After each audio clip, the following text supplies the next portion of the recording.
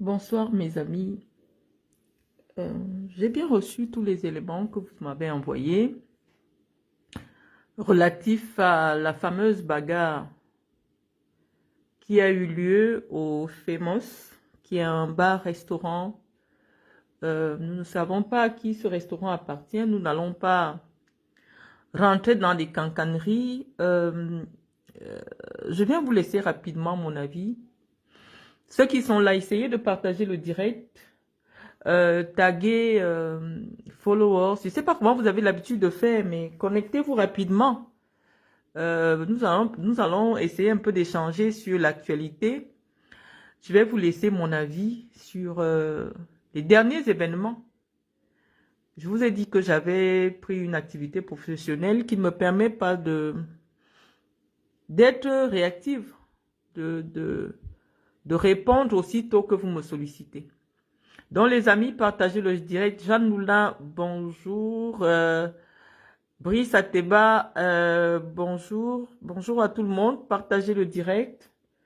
Mais vous savez, moi, je suis pas tenue par le nombre. Donc je commence à parler parce qu'après, quand les gens nous réécoutent, ils n'ont pas besoin de savoir que nous avons attendu que le public se constitue. Donc, je vais laisser mon avis, je vais échanger avec vous. Malheureusement, je ne pourrai plus prendre les gens dans mes directs. Je ne prendrai plus les interventions des personnes dans les directs. Pourquoi? Parce que parfois, le niveau des intervenants n'est pas calibré à notre page, ou du moins, la pertinence de ce qu'ils veulent dire ne contribue pas à l'édification des personnes que nous voulons conduire ici sur cette page. Et le plus difficile est que la qualité de notre son est fortement perturbée dès lors que nous avons admis les gens dans notre direct. Donc, ce que nous allons faire, malheureusement, c'est pas de la dictature. Déjà que je vous prive de mon visage, et il faudrait pas que vous vous sentiez frustrés. Simplement que nous tenons à ce que le message que nous envoyons au monde soit un message très clair, un message pertinent. Nous avons dit que nous sommes des citoyens actifs. Nous voulons exercer notre citoyenneté avec beaucoup plus de pertinence. Donc, vous allez peut-être me permettre, ou alors vous allez m'excuser de ne pas pouvoir me solliciter les interventions des uns et des autres parce que malheureusement, lorsque vous venez sur ma page, il faudrait que le niveau soit un peu le même. C'est vrai qu'il y a tout public sur ma page, mais les gens viennent sur ma page pour s'élever, pour apprendre, pas pour... ce n'est pas de la condescendance intellectuelle, les amis, c'est simplement que notre page est une page didactique, une page citoyenne, une page engagée, et on n'aime pas trop la distraction ici. C'est vrai que de temps en temps, on fait le japap, mais il n'empêche que lorsqu'il est question de parler des problèmes de notre pays, des problèmes sérieux de notre pays, nous n'avons pas de place pour la distraction. Donc, les amis, merci d'être là. Je disais que nous allons commencer notre direct là où nous l'avons laissé. Parce que nous avons malheureusement supprimé le direct que nous avons fait vendredi soir parce que la qualité du son n'était pas bien et que les interventions n'étaient pas à la hauteur de ce qu'on se serait attendu sur cette page-ci. Donc, c'est la raison pour laquelle nous allons refaire un direct. Vous allez souffrir simplement d'écouter. Alors les amis, après le direct que nous avons laissé sur l'affaire Bapou, vous avez perçu que j'avais suggéré aux autorités judiciaires de notre pays de laisser tomber cette affaire. Et dans le direct du vendredi, je vous expliquais qu'il ne s'agissait pas d'une décision arbitraire parce que nous avons motivé les raisons pour lesquelles nous, en tant que des personnes qui avons étudié le droit, sur le plan du droit, nous avons évoqué les raisons pour lesquelles nous pensions que le juge du tribunal, le juge d'instruction, devait clôturer cette affaire ou du moins devait prendre des mesures pour ne pas priver des hauts fonctionnaires de l'État du Cameroun dans une affaire que nous avons estimée être scabreuse. Et nous remercions l'autorité judiciaire, les juges du tribunal militaire qui nous ont suivis dans cette analyse que nous avons bien voulu partager avec les Camerounais. Nous l'avons fait avec beaucoup de légèreté. Mais je vous dis, lorsqu'on dit des choses pertinentes, c'est vrai qu'il faut mettre un peu de sucre pour que ça pénètre bien. Parce que les Camerounais aujourd'hui aiment le Congo-ça. Et donc, même lorsque vous voulez dire des choses pertinentes, des choses savantes, pour que ça puisse pénétrer, hein, il faut mettre un peu le Congo-ça là. Donc, je dis que je remercie le juge du tribunal militaire qui nous a suivis dans l'analyse que nous avons faite dans cette affaire de Parfait Bapou, à savoir qu'il était impossible pour Bapou d'inventer une telle histoire. Bapou n'est pas un personnage inconnu des autorités, des forces de services de sécurité ou de défense. C'est une personnalité très introduite et je vais vous dire que ce n'a rien d'illégal.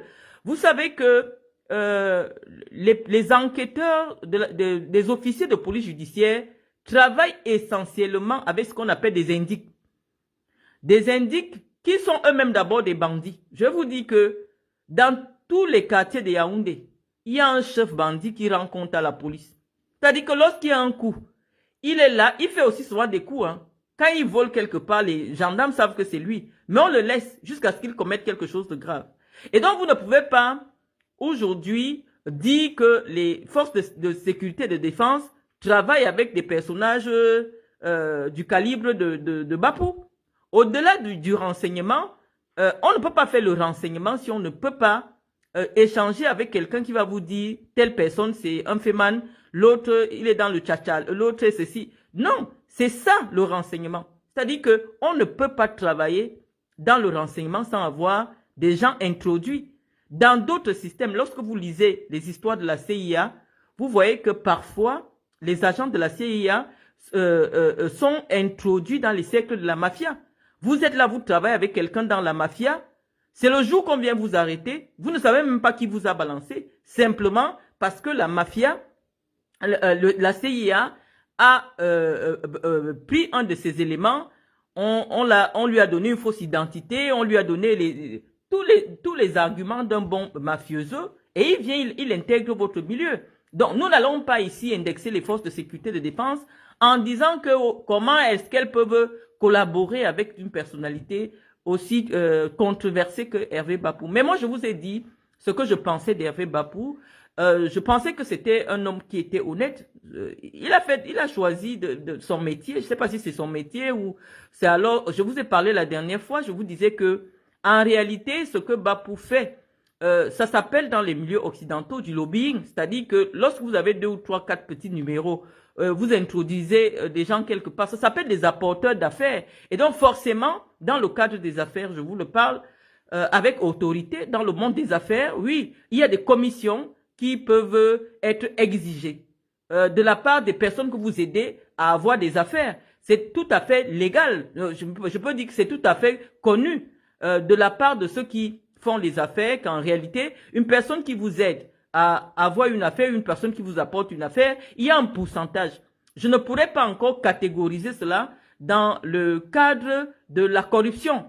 La corruption va intervenir à un autre degré. Donc, nous avons expliqué au juge du tribunal militaire que sur le plan du droit, en ce qui concerne cette affaire du faux contre Amiral Fouda, il y avait des insuffisances qui allaient peut-être aboutir à soit à un non-lieu, ou du moins à ce que le tribunal constate comment dire ça, qu'il n'est pas compétent pour connaître cette affaire. Parce que on ne peut pas poursuivre des gens en escroquerie devant un tribunal militaire. Il y avait des gens malheureusement qui n'avaient rien à voir avec une affaire militaire, qui se sont retrouvés dans le même dossier, en complicité d'escroquerie et qui étaient placés en détention provisoire par le juge du tribunal militaire. Donc, à un moment donné, même si l'affaire allait devant, on allait dire au juge militaire, tu n'es pas compétent pour connaître une affaire d'escroquerie simple. Hein? Tu n'es pas compétent. Maintenant, je ne vais pas expliquer à mes amis, je vais peut-être prendre le temps pour vous expliquer ce que c'est que la compétence en matière judiciaire ou juridique. Hein, je vais vous faire un petit coup de droit parce que il y a des gens qui nous ont demandé que qu'est-ce que nous pouvons... Attendez, je prends la multiprise. Qu'est-ce que nous pouvons bien enseigner à la jeunesse? Je pense que ceux qui viennent nous écouter ici leçon pour la pertinence intellectuelle de ce que nous disons. Et la catégorie socio-professionnelle qui nous écoute, c'est généralement des gens qui ont un niveau très élevé. D'où toute la jalousie que nous subissons sur les réseaux sociaux. Et donc, nous disons que nous allons un peu vous édifier en ce qui concerne les compétences des tribunaux. Compétence veut dire quoi? Vous savez qu'en droit, les amis, le législateur a divisé. Le législateur, ça veut dire la personne qui fait les lois au Cameroun, notamment l'Assemblée nationale. Le législateur a divisé les tribunaux. Il y a le tribunal de première instance, le tribunal de grande instance, il y a le tribunal, la cour d'appel, il y a le tribunal, un tribunal spécial pour les plus grands voleurs du Cameroun, ceux qui volent à partir de 50 millions à l'État, qu'on appelle le tribunal spécial, qui est un tribunal spécial, comme on le dit. Après, maintenant, il y a la Cour suprême. Donc, ce qui se passe, c'est quoi? En fonction de votre problème, on peut décider que votre problème, c'est un petit problème. C'est-à-dire que les problèmes qui ne... Oh, où est mon chargeur? Les problèmes qui ne vous font pas durer en prison. Oh, les amis, on sera obligé de chercher d'abord la tête du chargeur. Les problèmes qui ne vous font pas durer en prison. Ah, j'ai vu. Les problèmes qui ne vous font pas durer en prison, on vous envoie au tribunal de première instance. Quel est le problème qui ne vous fait pas durer en prison? Peut-être on vous a arrêté, vous n'avez pas la carte nationale d'identité. On appelle défaut de présentation de CNI. C'est pénalisé au Cameroun. Vous partez faire 3 mois ou 1 mois en prison si le juge a pitié de vous. Maintenant, il y a ce qu'on appelle escroquerie simple, c'est-à-dire ce qui m'avait amené en prison. Escroquerie simple, ça veut dire quoi? Ça veut dire qu'au moment où tu avais escroqué quelqu'un, tu n'as pas fabriqué un document, tu n'as pas fabriqué un faux document, tu n'as pas... non, tu n'as pas menacé la personne. C'est ça qu'on appelle escroquerie simple. On t'amène au tribunal de première instance. Parce que là-bas, c'est une petite escroquerie. Tu as seulement menti à quelqu'un. Donc, c'est supposé que tu as menti à quelqu'un que je peux te faire comme ça. La personne t'a donné l'argent simplement. Donc, escroquerie simple, ça passe en première instance parce que vraiment, si le juge est sévère, il va peut-être vous donner 18 mois. Mais lorsque le juge est clément, oui, c'est des petits trucs de 6 mois, tu sors de prison. Maintenant, il y a ce qu'on appelle les bagarres. Les gens qui bagarrent souvent dans les marchés là. Ça arrive là-bas, oui. Les vols simples, c'est-à-dire que tu as arraché, tu as volé sans avoir une arme. Tu as volé sans taper quelqu'un. Voilà, tu passes là-bas. Donc, il y a en fonction de l'infraction que vous avez commise, la justice indique un tribunal où on doit te juger. Maintenant, les affaires qui partent au tribunal militaire, généralement, c'est des affaires qui, si tu pars braquer, et pendant votre braquage, quelqu'un a utilisé une arme à feu. C'est-à-dire qu'une arme à feu au Cameroun, on a dit que ce n'est que les militaires qui doivent avoir les armes à feu. Les gens en tenue. Toi, un civil, tu te retrouves sans autorisation de port d'armes avec une arme à feu. La loi camerounaise dit que ce n'est pas un tribunal civil qui doit te juger. Le tribunal civil veut dire que le tribunal où les magistrats sont des civils. Ce n'est pas parce qu'au tribunal militaire, c'est vrai qu'il y a certains juges civils là-bas, les magistrats civils qui sont là-bas, mais tous les magistrats qui sont là-bas sont d'abord des hommes en tenue.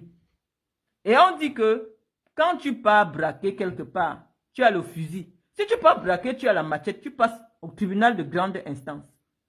Mais si tu pars braquer et tu te retrouves dans le braquage avec l'arme à feu, ou alors tu portes des tenues militaires, tu te fais passer pour un militaire, tu entres chez les gens, tu passes au tribunal militaire. Et donc je vous explique que dans cette affaire de Hervé Bapou, on ne comprenait pas trop la corrélation. On dit que oui, celui qui a porté plainte, c'est un militaire.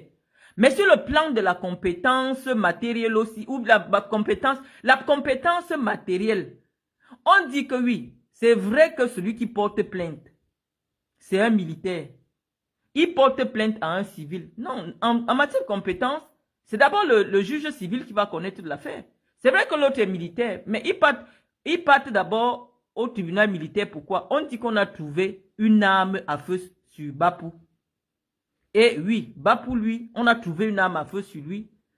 Son affaire doit partir au tribunal militaire. C'est le tribunal militaire qui va juger son affaire. Parce qu'on a d'abord trouvé une arme à feu sur lui et il n'a pas présenté une autorisation de port d'armes. Parce que le port des armes à feu au Cameroun est réglementé par la loi. Oui, Bapou, lui. Parce que ce n'est pas parce que l'affaire est finie. Lui, il doit expliquer pourquoi il se retrouve dans un pays comme le Cameroun où le port des armes est réglementé avec une arme sans autorisation. Maintenant, les fonctionnaires qu'on a arrêtés, eux, ils partaient faire quoi dans le dossier de Bapou? On dit que ce sont les personnes avec qui il a escroqué. On dit, il a escroqué qui? Ce n'est pas la personne qu'on a escroqué qui a porté plainte. Pourquoi? Parce que pourquoi on inculpe quelqu'un en complicité d'escroquerie? Parce qu'il fallait d'abord que je vous explique. Et maintenant, nous allons faire le débat politique. Et même après, si vous voulez, on va faire le diapap. Mais il est question aujourd'hui d'édifier. Ce n'est pas tout le monde qui a étudié le droit, malheureusement. Il y a même des gens qui ont étudié le droit, mais qui ne le comprennent pas très bien. Pourquoi le juge? Parce que je vois les blogueurs, certains blogueurs commencent à dire non, c'est parce que Chantal Biya a trop les bras longs. Non, sur le plan du droit, il y avait un problème. Vous savez que je ne suis pas une fervente supportrice de Chantal Biya.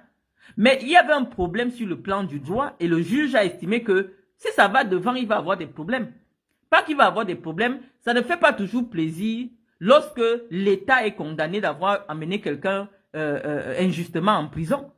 Donc nous allons d'abord vous expliquer, démonter des arguments fallacieux qui sont propagés par les blogueurs, je ne sais pas pro quoi, je ne sais pas trop quoi, parce que aujourd'hui, je ne peux pas dire que tel blogueur soutient le régime ou ne soutient pas le régime. On ne sait pas à quoi il joue, c'est des commerçants de l'information. Et je vous l'ai toujours dit. Mais il est question aujourd'hui d'édifier le public intellectuel, parce que ce n'est pas tous les intellectuels qui ont étudié le droit. Le public intellectuel qui est sur notre page, sur les raisons qui peuvent motiver un juge, un magistrat, qui a un dossier devant lui, de dire que finalement je me dessaisis de l'affaire. Donc c'est pour cela qu'avant de venir analyser sur le plan politique, et venir analyser les nouveaux éléments que nous avons, nous éclairons d'abord l'opinion sur notre position, parce que nous n'avons pas eu accès au dossier, mais notre lecture qui peut être éclairée au vu des rudiments intellectuels que nous avons, nous partageons avec le grand public. Nous disons que dans le dossier de Bapou, il y avait ce qu'on appelle les infractions connexes en droit. C'est-à-dire qu'il y a d'abord un problème principal. Maintenant, il y a des petites infractions qui se sont collées là-dedans. C'est-à-dire que les enfants des problèmes se sont collés sur le problème. Parce que le problème principal, c'était que l'amiral dit qu'on usurpe son identité. Il y a des gens qui mentent avec son nom, qu'ils le connaissent. Maintenant, ces gens-là, parce qu'ils partent mentir avec son nom, ils ont escroqué l'argent aux gens. Donc, le contre-amiral, conseiller du chef de l'État du Cameroun, dit qu'il a eu l'information que Bapou marche avec son nom pour escroquer les gens. Donc, sur ce plan-là, parce qu'on vous a dit que la justice, c'est l'épreuve, on allait demander à l'amiral, parce que quand tu portes plainte contre quelqu'un, c'est que tu vas te présenter au tribunal pour témoigner. Donc, parce que pour venir, on va t'entendre au tribunal. On ne porte pas plainte pour ne pas après se présenter au tribunal.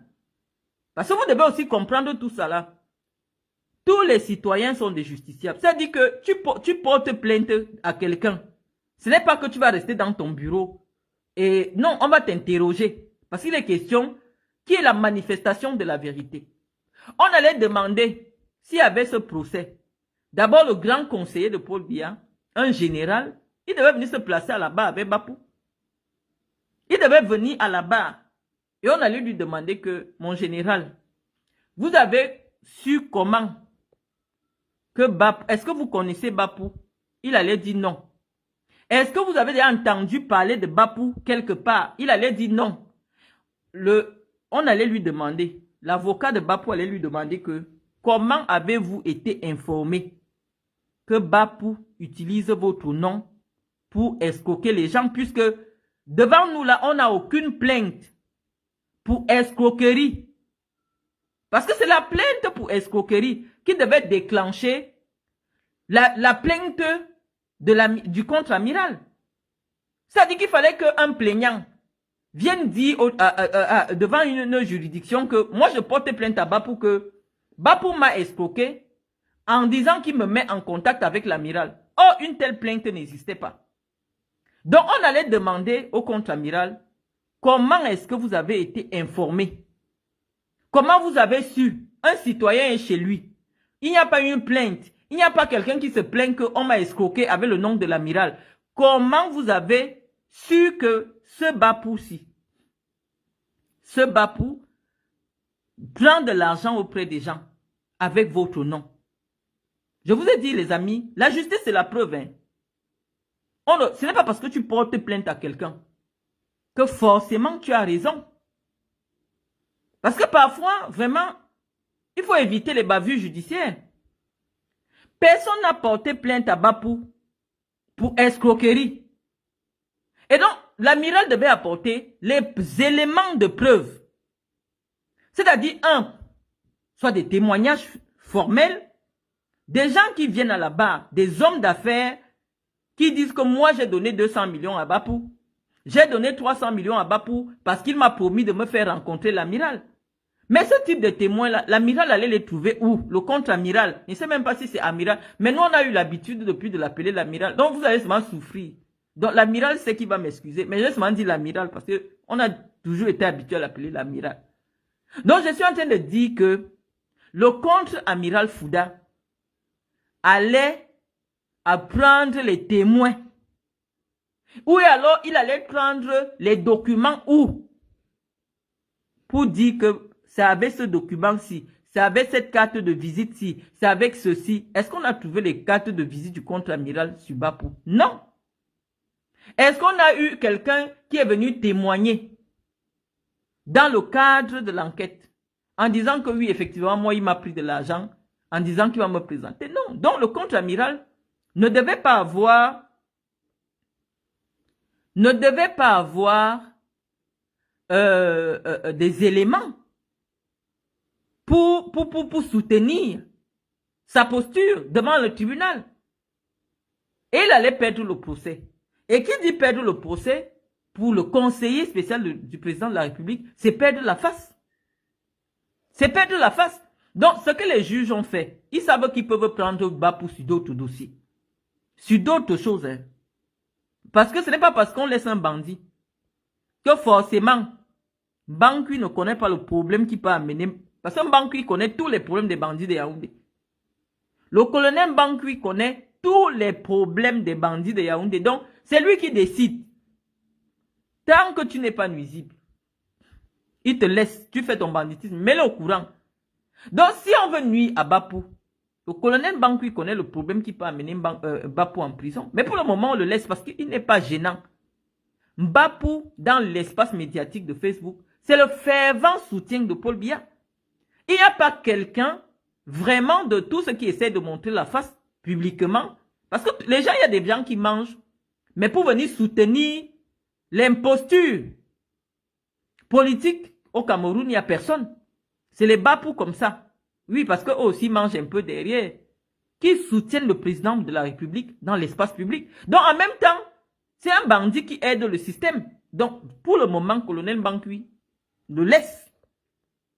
Mais dans le cadre de l'affaire du contre-amiral Fouda, ce n'était pas possible. La question juridique n'était pas de répondre si oui ou non Bapou connaît l'amiral. Parce que le fait de connaître quelqu'un, ce n'est pas ça qui est l'infraction pénale. Le problème, c'est de prouver que Bapou a pris l'argent de quelqu'un en se faisant passer pour un proche de l'amiral. Donc, il fallait trouver un plaignant. Et jusqu'à tout le temps que Bapou a passé en cellule, il n'y avait pas le plaignant de ça. On a arrêté Bapou de manière très médiatisée. Ça veut dire que même si les plaignants étaient cachés même en Azerbaïdjan, les plaignants devaient atterrir au CED. Mais si après 2 mois, aucun plaignant ne vient se présenter pour dire que oui, c'est à moi qu'on a pris de l'argent sous le fallacieux prétexte de me présenter, de me faire gagner tel marché, bah, le juge, malheureusement, il voit que le juge d'instruction, il voit que le dossier ne tient pas la route. il n'y a pas les éléments qui peuvent concourir à la condamnation de ce groupe de personnes qu'on a arrêtées. Parce que je peux te prendre l'argent si tu ne portes pas plainte. Un magistrat ne va pas... C'est un problème entre toi et moi. Le magistrat ne va pas venir s'infiltrer dans des relations entre des personnes alors que personne ne se plaint. Si Ngobo ou alors Nyanjok, la fille de Medoulou, est partie prendre 100 millions à un gars, elle peut dire que c'est son show. Est-ce que le juge ou le magistrat a le droit de dire que non, un gars n'a pas le droit de donner 100 millions à une fille avec qui il sort? Tant que dans la relation, personne ne se sent lésé. Le magistrat peut peut-être ouvrir des enquêtes dans un autre sens. Mais toutes les personnes qu'on a arrêtées n'ont la signature sur rien pour qu'il y ait des enquêtes. Peut-être dans le sens de la corruption. Nyanjok ne signe rien. Ne signe rien. Ngobo ne signe rien.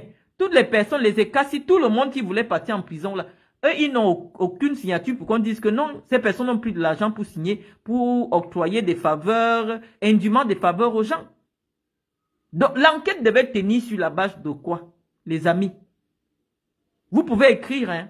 Vous pouvez écrire. C'est vrai que je vous ai expliqué tantôt que la qualité de notre son était perturbée lorsque vous interveniez de manière vocale. Mais ça n'empêche que il n'empêche que vous puissiez laisser quelque chose. Mais nous disons que sur le plan du droit, ça ne tenait pas la route. Une telle démarche, ça ne tenait pas la route. Hein? Nous qui sommes habitués des tribunaux, on finit de monter un dossier. Quand nous on arrive là-bas, on démonte tout ça et on dit que non coupable. Mais entre-temps, on a sali ton nom. On a déjà sali ton nom que wow, escroquerie. Tu as escroqué qui? Est-ce que c'est parce que quelqu'un dit qu'on m'a dit, est-ce que le on m'a dit que c'est un argument juridique? Est-ce que c'est une pièce à conviction? On m'a dit, le Congo, ça a dit que non. C'est de la diffamation. Donc, nous savons que le colonel Bankui, le jour qu'il va vouloir arrêter, Bapou va l'arrêter. Mais pour le problème de l'amiral Nano, ça ne tenait pas, juridiquement, ça ne tenait pas la route. Donc, oui, effectivement, nous avons attiré l'attention des autorités judiciaires sur une injustice qui était en train de se préparer contre un fervent soutien de Paul Biya, contre un membre de la famille présidentielle. Nous avons attiré l'attention. Parce que, quelles que soient nos convictions politiques, nous avons dit que nous ne sommes plus les soutiens de Paul Biya. Mais nous disons que nous allons lutter contre l'injustice au Cameroun. D'où qu'elle vienne. On ne peut pas venir enlever des citoyens. Les enfermer gratuitement, alors que c'est une affaire qui ne tient pas la route. Ça ne tient pas la route. Et donc oui, la loi elle est claire, la procédure pénale. Le juge peut à tout moment dire qu'il arrête les poursuites. Parce que ça n'a pas, sur le plan du droit, ça ne tient pas. Pour qu'il y ait escroquerie, il faut qu'il y ait quelqu'un qui se plaigne qu'on m'a escroqué. On ne peut pas inculper des gens en complicité d'escroquerie alors qu'il n'y a pas le plaignant de l'escroquerie. On ne peut pas inculper quelqu'un en usurpation d'identité, en atteinte à la sûreté de l'État, alors qu'il n'y a pas des éléments. On ne l'a pas trouvé en train de casser. On ne l'a pas trouvé en train de monter un coup d'État. On a trouvé Mbapou sur son fauteuil, dans sa maison. On n'a pas trouvé... Bon, après nous allons analyser. Parce que je vous ai dit que sur le plan du droit, malheureusement, ce n'est pas parce que vous écoutez le voice que forcément, un voice est une preuve tangible, irréfutable. Donc, nous avons expliqué, sans pour autant dire, on se dit peut-être que, on a lu ce que les blogueurs ont dit, oh, Chantal Biya a sorti les talons sur l'amiral. Non. Ce n'est pas parce que vous portez plainte que forcément vous connaissez le droit. Lorsque vous déposez votre plainte, c'est pour que ceux qui connaissent le droit connaissent cette affaire. C'est-à-dire, donnent un avis avisé et éclairé sur votre plainte. Et ceux qui connaissent le droit, qui sont là pour juger, on dit que dans l'affaire-ci, il n'y a pas matière. C'est la compétence matérielle. Il n'y a pas matière à poursuivre. Donc le juge dit que je me retire. Sortez. Ce n'est pas qu'il y a eu trafic d'influence. Je vois des gens qui vont déjà dans tous les sens. Oh voilà les Bibou Nouissak, qu'on les a arrêtés depuis 7 ans. On les a condamnés à 7 ans. Les gens, oui, je vous dis que je suis la première à lutter contre les injustices. Parce que moi-même, j'ai été victime d'une injustice. Mais dans le cadre de l'affaire État du Cameroun, contre professeur Fogué, Bipou Nissak et tous les gars du MSC qui sont partis, les amis, avant de commencer, avant de continuer, arrêtons-nous un peu un moment. Parce qu'on a dit qu'on va expliquer tous les problèmes de droit qui ont des incidences politiques. Nous sommes restés ici. Bipou Nissak a commencé à marcher sur tous les plateaux télé pour dire que le professeur Kamto est le président élu du Cameroun. Les amis, il y a d'abord un problème de trouble à l'ordre public. Dès lors que l'institution en charge, qui est le Conseil constitutionnel, de donner les résultats de l'élection présidentielle, donne le nom de quelqu'un, personne au Cameroun n'a plus le droit. Parce qu'il faut que je commence à vous expliquer ça maintenant. Personne n'a plus le droit de contester le résultat de l'élection. Ou du moins de contester la... Ça c'est une autre partie. C'est-à-dire que l'autorité, l'institution qui a autorité pour dire qui a gagné une élection au Cameroun. Dès qu'ils ont déjà dit, même s'il reste ici en France, je n'ai même pas déposé ma candidature. On dit que a été élu présidente de la République du Cameroun, Marlène Mvutu. Vous n'avez pas le droit de dire que Marlène a déposé sa candidature quand? Vous devez seulement accepter. C'est l'autorité que l'État du Cameroun, c'est l'institution à qui l'État du Cameroun, c'est-à-dire vous, a donné l'autorité pour donner le nom de la personne qui a gagné les élections. Mais on voyait cette affaire dans les réseaux sociaux. Oh, président élu, on se moquait même de la République de Facebook. Ils ont dit que oui, c'est lui le président du Cameroun. On regardait cela. On vous a dit, on ne fait pas le buzz avec les institutions étatiques. On ne fait pas le buzz. C'est-à-dire, la pauvreté intellectuelle de certains communicants politiques fait que malheureusement, ils sont tombés dans cette affaire. Bon, ça amusait la galerie.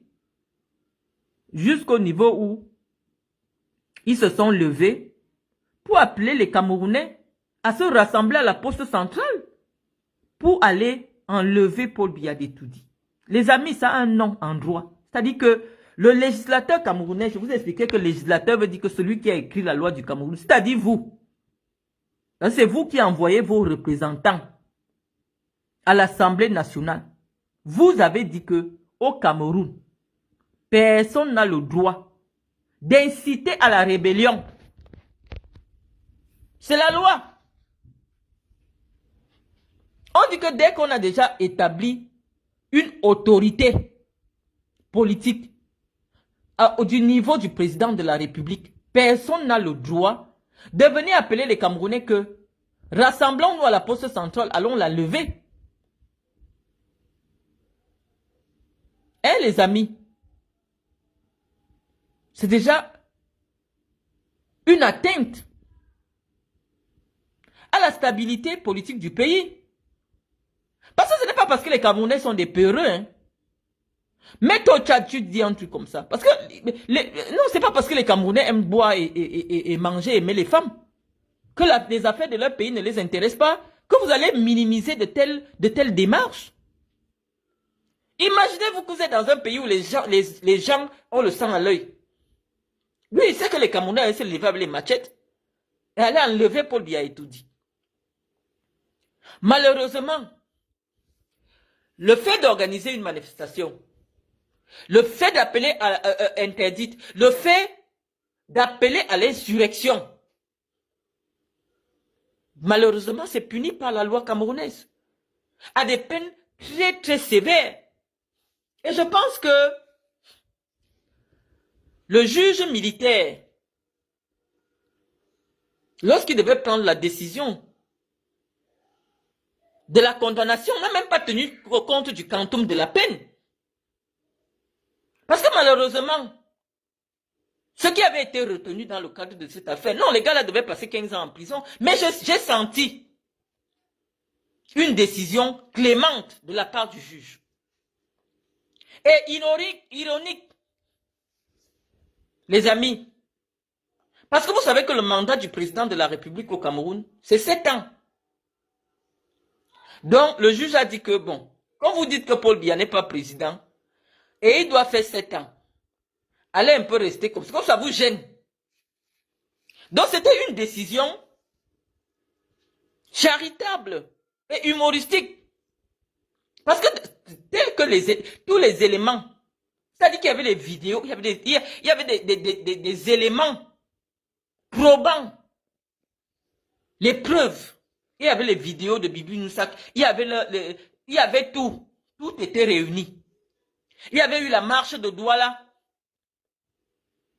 Des gens qui se lèvent comme ça spontanément. On a vu dans d'autres pays. Des marches spontanées comme ça ont conduit au renversement du régime. On a vu le cas de la crise arabe. Des gens se sont levés comme ça, ils ont commencé à marcher et le pouvoir est tombé. Donc malheureusement, comme je dis, nous sommes les opposants aujourd'hui de Paul Biya. Mais nous disons que là où le droit doit s'exercer, en tant que défenseurs du droit, nous laissons le droit s'exercer. Nous disons que dans cette décision des marcheurs du MRC, dans cette décision du juge, il y a beaucoup de clémence. Et il y a beaucoup d'humour citoyen. On leur a donné 7 ans de prison, c'est-à-dire que le même nombre d'années, puisqu'ils disent que le président qui a été élu les dérange. On dit, allez alors faire 7 ans là-bas. Vous allez voir que 7 ans, ça passe vite, ou alors 7 ans, c'est long. Allez rester là-bas pendant 7 ans.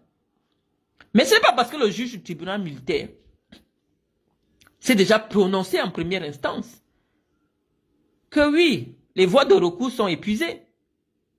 On dit que oui, il y a les voies de recours au Cameroun.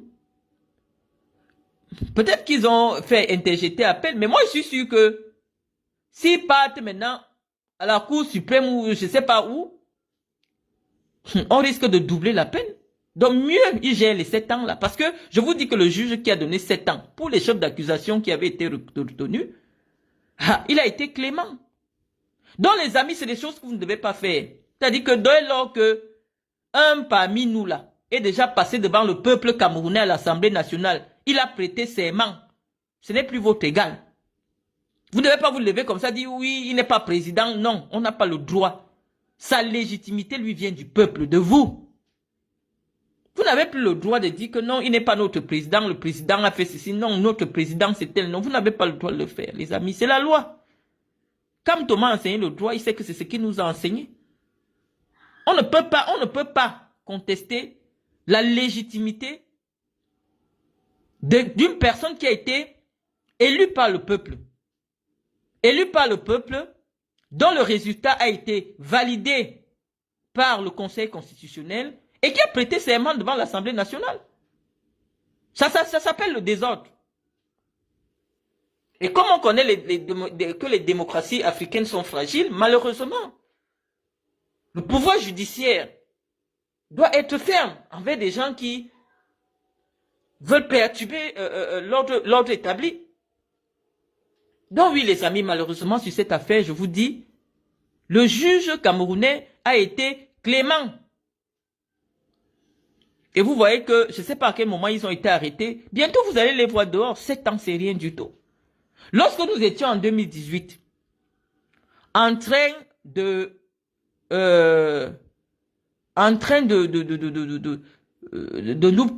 nous battre là. On ne savait pas que non, mais dans moins d'un an, on sera encore là à dire que quelqu'un doit être président de la République.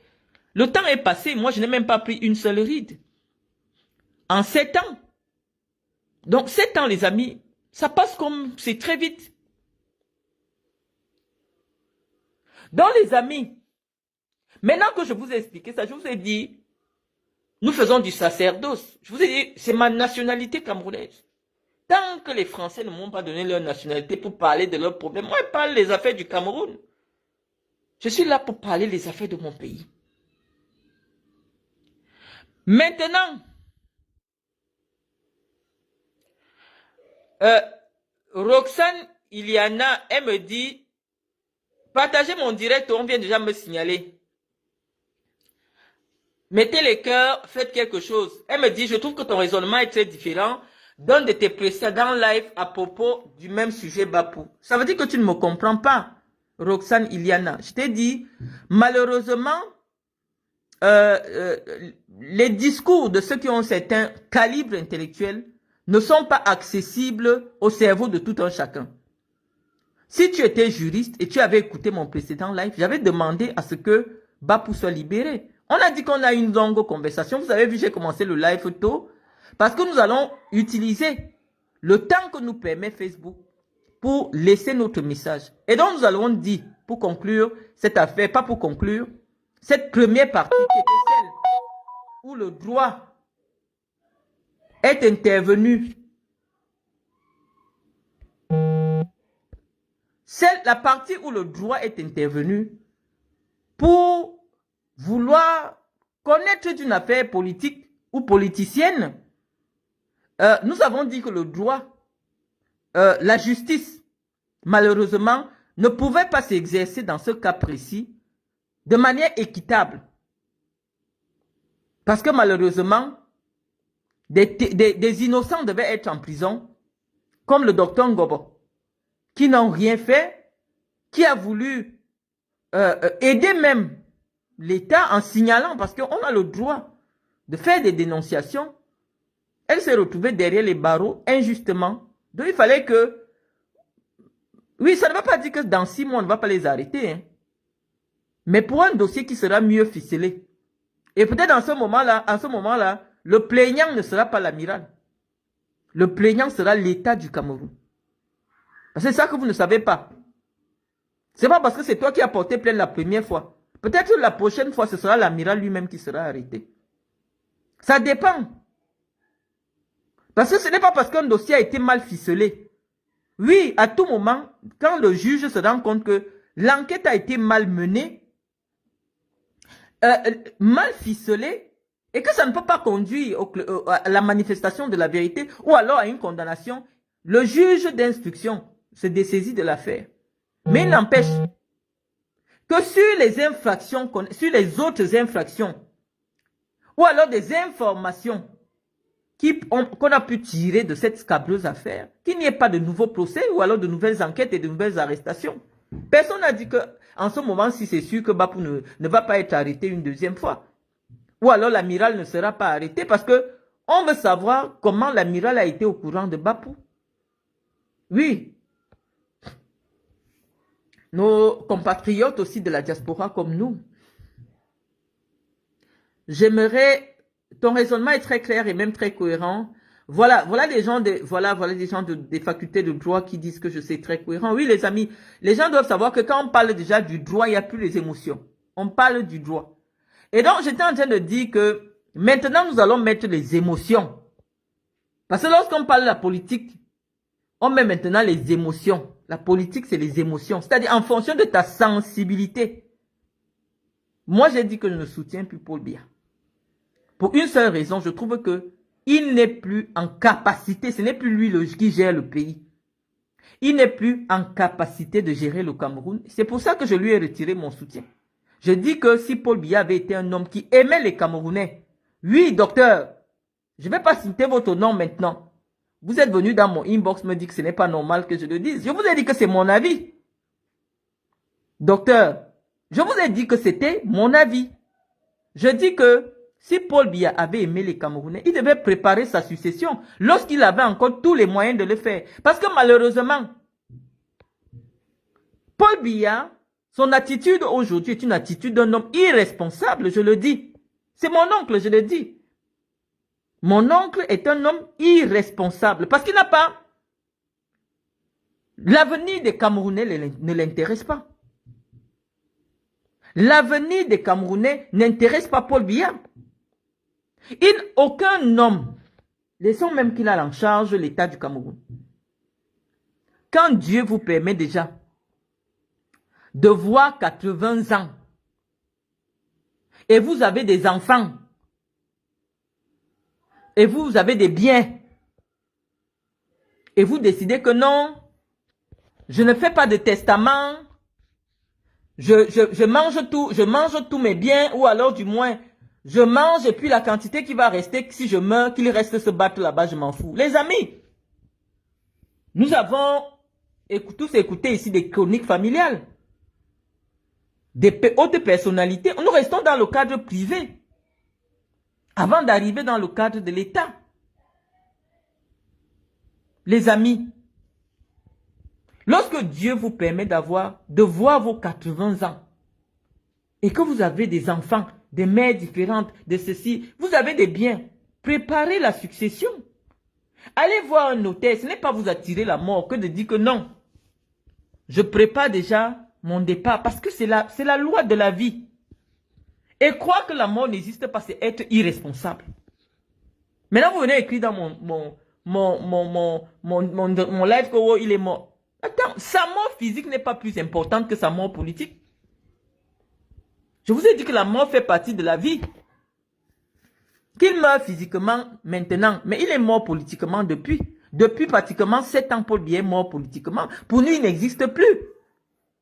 Donc si maintenant physiquement il meurt, ce n'est que l'aspect physique. Et ce n'est pas plus intéressant pour nous. Quand tu meurs, on fait qu'on creuse le trou, on te met là-dedans. Mais ce qui nous fait le plus mal, nous qui avons été des fervents biaïstes, c'est la mort du biaïsme.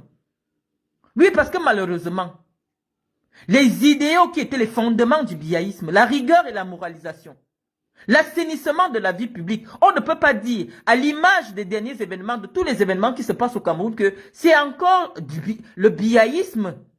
Ou alors c'est ceux qui dirigent le Cameroun sont des biaïstes. Nous penchons sur le fait qu'il y ait un courant politique qui soit né qu'on appelle le chantalisme. Le chantalisme, je ne sais pas, le chantalisme, je pouvais m'arrêter là. Parce qu'on ne peut pas associer quand même le nom de Biya à n'importe quoi. C'est le chantalisme qui est l'idéologie prééminente au Cameroun aujourd'hui. C'est-à-dire l'idéologie de la jouissance. Tous sont des jouisseurs. On entend des histoires fantasmagoriques. Oh, telle personne, les policiers sont allés bagarrer avec les gens du BI parce que... Non, tout le monde veut rentrer dans la distraction. Donc nous disons que le biaïsme est mort. Le biaïsme est mort depuis longtemps. Et nous, c'est cette mort-là qui nous fait le plus mal. Sa mort physique ne nous intéresse pas. Puisque nous savons que c'est une évidence. Nous savons que c'est le chemin de tout le monde. C'est le vigourisme qui existe maintenant. Merci Jimmy Solange. Jimmy Solange. Nous sommes en plein dans le vigourisme au Cameroun. L'idéologie de la jouissance. Vous voyez deux ministres qui se battent pour une affaire de chicha. On va débattre de tout cela, les amis. Nous allons donner notre avis. Un avis éclairé. Hein. Je vous ai dit que, vraiment, quand nous on dit quelque chose ici, on ne sait pas, on a l'impression que vraiment l'établissement du Cameroun est branché sur notre page. Bah, ça ne va pas nous choquer, ça nous fait pas rougir. Les amis, la mort physique de Paul Biya ne me fait pas mal. Comme la mort de l'idéologie que mes grands-parents, que mes parents ont soutenue. Même nous-mêmes, quand ça a pris nos têtes, on a dit oui, ça nous a pris. Mais on aime ça. On est sorti de prison, on a continué à soutenir. Parce que c'était le biaïsme, l'idée au-delà de l'homme. L'idée politique au-delà de l'homme. C'est cette idée que nous soutenions. Aujourd'hui, le biaïsme a disparu. Et ça nous fait mal. Donc les amis, vous venez dire que non, Bapou a partagé un voice. Moi, je ne suis pas son avocate, hein, vraiment. Dans lequel, même l'amiral dit que Chantal Biya, c'est un problème. Quand je le dis ici, est-ce que c'est parce que je vous laisse les papiers? Je vous ai dit que Chantal Biya a gâté le Cameroun. Ça a dit que, oh, Malène, vous trouvez les papiers. Maintenant, on dit que c'est l'amiral qui dit que madame dérange. C'est parce que nous, on est sorciers. On a dit non. Boulou, qui est notre ancêtre, nous a demandé de venir parler. On a dit que ce n'est pas normal. Paul Biya a épousé une jeune fille, certes. Mais avec le temps, elle aurait pu prendre en maturité. Nous nous sommes plaints du fait qu'elle banalisait l'image du président de la République. Elle permettait au président de la République de s'afficher en toute complicité avec des grands fémans. Le gars qui est parti toucher sa tête là. Je ne sais pas comment vous l'appelez sur les réseaux sociaux. Je ne sais pas où il gagne son argent, les amis. Mais ce ne sont pas des gens avec qui Paul Biya doit avoir une photo. En toute intimité, il prend cette photo-là, il peut afficher dans ses réseaux sociaux. Demain, vous allez entendre qu'on l'a arrêté comme on a arrêté Ouch Popi. Le Nigérian, le Scamala. Dans l'affaire de Bapou, on a entendu que les banquiers camerounais, les hautes autorités politiques camerounais protègent les scamas. Les scamas, vous allez aussi me demander les scamas, c'est quoi? Les amis, c'est les gens qui volent les cartes de crédit. Qui font, non seulement au-delà des cartes de crédit, parce que les cartes de crédit pour eux, c'est encore petit. C'est des gens qui sont capables. Vous avez entendu l'histoire où on avait piraté le compte bancaire de la présidence de la République française. C'est-à-dire que ce sont les gars avec des coordonnées informatiques qui sont capables de virer, d'enlever 500 millions dans le compte de la Banque Société Générale, peut-être dans le compte qui appartient par exemple à un État, et ils font détourner ça, ça atterrit au Cameroun. Manipulation seulement informatique. Et on dit qu'au Cameroun, ils ont déjà huilé tout le système pour que personne ne leur demande déjà, d'où ils prennent l'argent, et qu'on favorise même que lorsqu'ils prennent leur argent, même si on envoie le mandat d'arrêt, on les aide au Cameroun à changer leur identité, à changer tout. Donc ils ont noyé tout le système. Les gars sont là-bas, ils se baignent. Oui, et donc dans l'affaire, il y a des gens comme les Mbapou et autres qui s'enrichissent. Donc c'est des gars qui ne peuvent jamais porter plainte contre Mbapou. Parce que eux-mêmes, ce sont des voleurs volés. C'est des gens qui volent. Les Français qui volent partout en Occident pour venir se cacher au Cameroun avec. Donc les affaires des voleurs volés, nous les citoyens camerounais, nous disons que ça ne nous intéresse pas. D'autant plus que toutes ces sommes que ces gens volent. Les amis, je vous ai présenté une vidéo d'une maternité dans le département, et Seigneur, de Paul Biya. Regardez où des enfants qui vont se vanter demain. Je suis de la région du président de la République. Regardez là où ils naissent, les amis. Et ces gens même qu'on escroque là, aucun ne s'est encore levé pour dire que vraiment, Paul Biya nous permet de devenir des milliardaires. Allons laisser les sacs allons laisser les lits d'hôpitaux. Allons laisser... Non! Les amis, laissons les bandits entre eux, qui se tuent. Laissons les bandits entre eux. La seule chose que vous devez faire, les amis, c'est avoir la conscience citoyenne. Ne baissez pas les bras, les amis. Ne vous dites pas, oui, qu'est-ce qu'on peut faire? Allez prendre vos cartes électorales, les amis. Ne dites pas que c'est l'affaire des autres, ça ne nous concerne pas. Nous, on va aller fumer les chichas. Déjà que le ministre a déjà dit que on ne nous interdit plus de fumer les chichas. On s'en fout. Non, les amis. Vous êtes en train d'hypothéquer votre avenir. Vous êtes en train d'hypothéquer l'avenir des enfants de vos enfants. Parce qu'à l'heure actuelle, Paul Biya fait le tour du monde là. C'est pour prendre les crédits. Parce que l'État est en faillite, même payer les fonctionnaires. On vous a dit aujourd'hui que sans prévenir personne, Motazé a divisé les salaires des enseignants. On m'a envoyé la fiche de salaire d'un enseignant. Un enseignant qui enseigne vos enfants gagne 50 €. Même pas le prix d'une passe. C'est-à-dire quand une prostituée fait la pipe en France, c'est au moins 60 000. Une seule pipe. Hein. Parce que vous aimez quand je vous parle avec les mots du Japon. Comme ça vous pénètre bien. C'est-à-dire que la personne qui doit mettre le savoir, la connaissance, transmettre la dignité. Parce qu'au-delà de l'instruction, l'enseignant est le premier qui transmet en dehors des parents, la dignité à un citoyen. Et on vous dit que ceux qui sont chargés de transmettre la dignité, parce que quelqu'un qui n'est pas instruit vraiment, celui qui est chargé de transmettre la dignité à vos enfants, à vos descendants, lui, il ne gagne pas l'équivalent d'une pipe. Il ne gagne pas l'équivalent d'un champagne au Famous.